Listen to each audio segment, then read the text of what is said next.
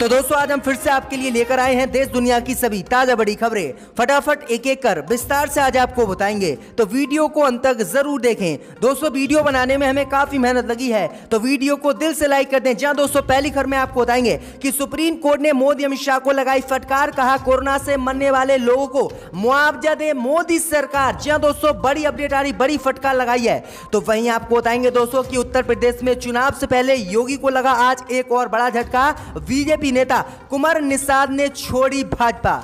तो वहीं आपको बताएंगे दोस्तों कि भारत में बनी कोरोना वैक्सीन को ब्राजील से लगा बड़ा झटका, ब्राजील ने भारत में बनी कोवैक्सीन को लेने से किया इनकार। तो वहीं आपको बताएंगे दोस्तों कि उत्तर प्रदेश में भाजपा विधायक ने ओवैसी को बताया राजनीतिक आतंकवादी, तो ओवैसी ने किया पलटवार, भाजपा पर बोल दिया है बड़ा हमला।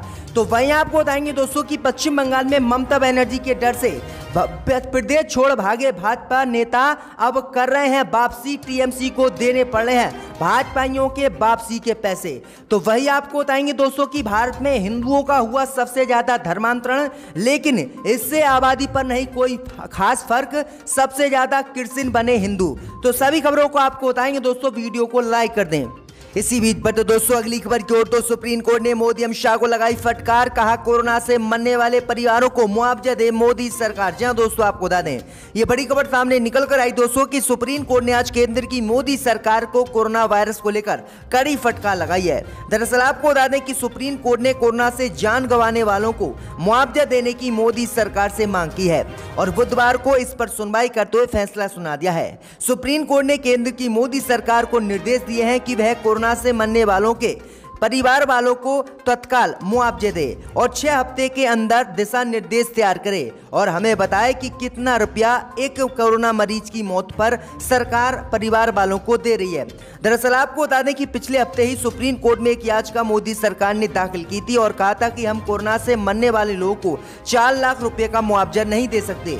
इसी पर आज फिर से सुप्रीम कोर्ट ने सुनवाई की और सुप्रीम कोर्ट ने मोदी सरकार को फटकार लगाते हुए आदेश दिया है कि कोरोना से मरने वाले परिवारों को मुआवजा मोदी सरकार दे और वो मुआवजे के हकदार हैं और सरकार राशि तय करे कि कितने रुपए कोरोना मरीजों के मरने वाले परिवारों को दिया जाएगा। तो ये बड़ी अपडेट आ रही दोस्तों। इसी बीच बट दोस्तों अगली खबर की ओर, तो उत्तर प्रदेश चुनाव से पहले योगी को लगा बड़ा झटका, भाजपा नेता कुमार सिंह निषाद ने छोड़ी पार्टी। जहां दोस्तों आपको बता दें कि उत्तर प्रदेश में आगामी विधानसभा चुनाव से पहले भारतीय जनता पार्टी को बड़ा झटका यूपी में लगा है। भाजपा से नाराज चले भारतीय जनता पार्टी के युवा मोर्चा के पूर्व प्रदेश महामंत्री कुमार सिंह निषाद ने मंगलवार को सर्वदलीय निषाद कश्यप यूनियन की पंचायत में भाजपा को छोड़ने की घोषणा कर दी, जिससे उत्तर प्रदेश में चुनाव से पहले योगी को बड़ा झटका लगा है। निषाद ने भाजपा को छोड़ने की घोषणा करते हुए कहा कि केंद्र की मोदी सरकार में पिछड़े और दलितों का दमन हो रहा है। उन्होंने कहा कि योगी आदित्यनाथ ने उत्तर प्रदेश का मुख्यमंत्री बनने से पूर्व और बाद में भी निषाद समुदाय को अनुसूचित जाति में सम्मानित करने का वादा किया था, लेकिन अभी तक उन्होंने कोई वादा पूरा नहीं किया है और अनुसूचित जाति में उनको सम्मिलित नहीं किया है। तो ये बड़ी अपडेट आ रही, बड़ा झटका उत्तर प्रदेश में लगातार भाजपा को लग रहे हैं चुनाव से पहले। इसी बीच बट दोस्तों अगली खबर की ओर, तो बंगाल में ममता के डर से भागे भाजपाई वापस आने पर टीएमसी से मांग रहे हैं पैसे। जी हां दोस्तों आपको बता दें कि पश्चिम बंगाल में विधानसभा चुनाव तो खत्म हो गया, लेकिन यहां चुनावी हिंसा का दौर अभी भी जारी है। मुख्यमंत्री ममता बनर्जी की पार्टी टीएमसी पर लगातार बीजेपी के समर्थकों के साथ मारपीट और गुंडागर्दी करने के आरोप लगते रहे हैं। यहां तक कि टीएमसी समर्थकों पर बीजेपी समर्थकों की हत्या के आरोप भी लगे हैं। ऐसे में जो बीजेपी समर्थक हत्या के डर से अपना घर छोड़कर बंगाल छोड़कर अन्य प्रदेशों में चले गए थे और वह वापस आने के लिए अब टीएमसी नेताओं से पैसे मांग रहे हैं। और जो बंगाल छोड़कर भाजपा के नेता डर से ममता के चले गए थे, अब वो वापस आ रहे हैं, लेकिन उनके वापस आने के पैसे टीएमसी नेताओं को देने पड़ रहे हैं। तो ये बड़ी अपडेट आई दोस्तों कि किस तरह से पश्चिम बंगाल में भाजपा के नेता ममता से डरे हुए हैं। इसी बीच बट दोस्तों अगली खबर की ओर, तो विवादों में घिरी भारत की कोवैक्सीन, ब्राजील ने कोवैक्सीन को लेने से किया इनकार। जी हां दोस्तों आपको बता दें कि भारत में बनी भारत बायोटेक द्वारा बनाई गई कोरोना वैक्सीन अब विवादों में आ गई है। ब्राजील से भारत बायोटेक की कोवैक्सीन को बड़ा झटका लगा है और भारत बायोटेक की कोवैक्सीन को ब्राजील ने लेने से साफ इनकार कर दिया है। दरअसल आपको बता दें कि ब्राजील के साथ भारतीय बायोटेक की कोवैक्सीन की 32.4 करोड़ डॉलर की जो है एक डील हुई थी। इस डील को अब जो है ब्राजील ने रद्द कर दिया है और कहा है कि हम भारत की कोवैक्सीन को नहीं ले सकते। वहीं आपको बता दें कि विवादों में बुरी तरह से भारत की कोवैक्सीन फंस गई है। तो ये बड़ी अपडेट आ रही दोस्तों, बड़ा झटका भारत की कोवैक्सीन को लगा है। इसी बीच बढ़ते दोस्तों अगली खबर की ओर, तो उत्तर प्रदेश के भाजपा विधायक ने ओवैसी को बताया राजनीतिक आतंकवादी। जी हां दोस्तों, आपको बता दें कि अपने अक्सर विवादित बयानों को लेकर चर्चा में रहने वाले उत्तर प्रदेश में भाजपा विधायक सुरेंद्र सिंह ने आज ऑल इंडिया मजलिस इत्तेहादुल मुस्लिमीन के नेता असदुद्दीन ओवैसी को लेकर विवादित बयान दिया है। उन्होंने असदुद्दीन ओवैसी को राजनीतिक आतंकवादी बताया है। दरअसल आपको बता दें कि संवाददाताओं से बातचीत में उन्होंने कहा है कि एआईएमएम के मुखिया असदुद्दीन ओवैसी राजनीतिक आतंकवादी का रूप ले रहे हैं और उनकी नियत समाज को भड़काकर उसे खंडित करने की है और प्रदेश में दंगा भड़काने की है। आगे उन्होंने कहा है कि ओवैसी को भारत की धर्मनिरपेक्षता पर तभी तक विश्वास है जब तक हिंदू समाज बहुसंख्यक है। इस बीच एआईएमएम की उत्तर प्रदेश इकाई के अध्यक्ष शौकत अली ने भाजपा विधायक सुरेंद्र सिंह के इसी बयान पर कहा है कि उनके मानसिक दिवालियापन को जाहिर करता है और उत्तर प्रदेश में भाजपा की हार से ये सभी भाजपा के विधायक बौखलाए हुए हैं।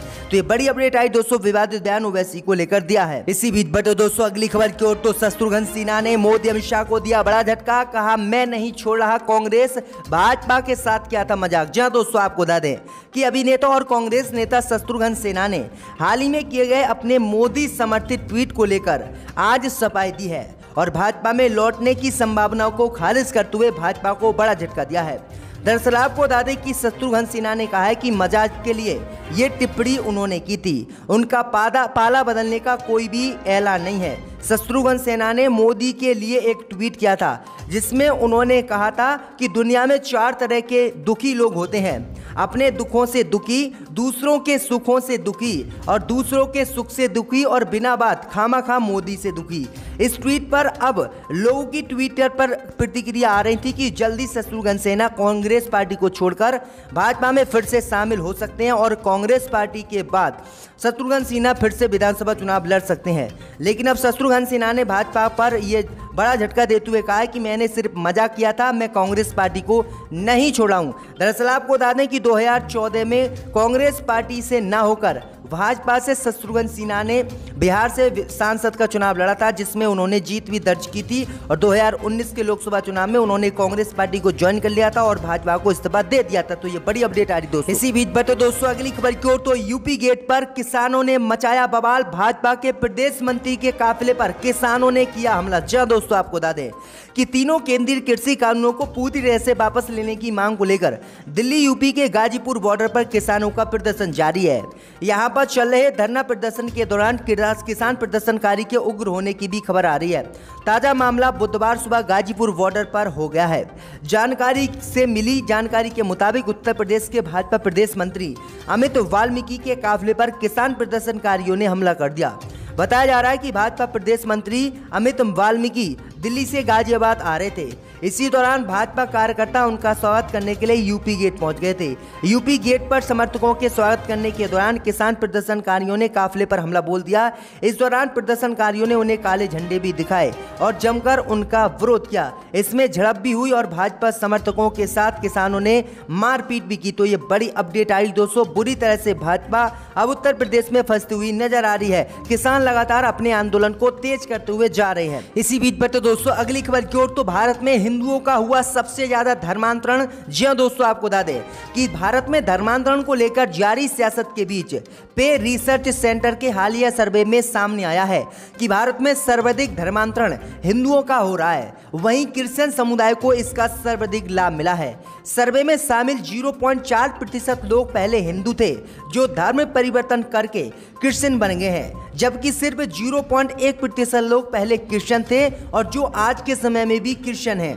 भाई आपको बता दें कि मोदी सरकार सहित हिंदू नेता लगातार मुसलमानों पर आरोप लगा रहे हैं कि मुसलमान हिंदुओं का धर्मांतरण कराकर अपनी आबादी को देश में बढ़ा रहे हैं। लेकिन पी रिसर्च सेंटर की जो सर्वे आई है उसमें खुलासा हुआ है कि हिंदुओं का सबसे ज्यादा देश में धर्मांतरण कराया गया है, लेकिन इससे आबादी पर कोई खास फर्क नहीं है। वहीं आपको बता दें कि हिंदुओं का धर्मांतरण कराने में सबसे ज्यादा फायदा क्रिश्चियन समुदाय को भारत में हुआ है और मुस्लिम समुदाय को बहुत कम फायदा हुआ है। वहीं आपको बता दें कि इसके बाद योगी सहित भाजपा की आंखें खुली हैं कि कृष्ण लगातार धर्म परिवर्तन हिंदुओं का करा रहे हैं, लेकिन सिर्फ राजनीति के चलते मुसलमानों को देश में बदनाम किया जा रहा है। इसी बीच पर तो दोस्तों अगली खबर की ओर तो यूपी में सपा नेता उम्मेद पहलवान पर लगा एनएसए, बुजुर्ग मुस्लिम से मारपीट मामले में किया था फेसबुक लाइव।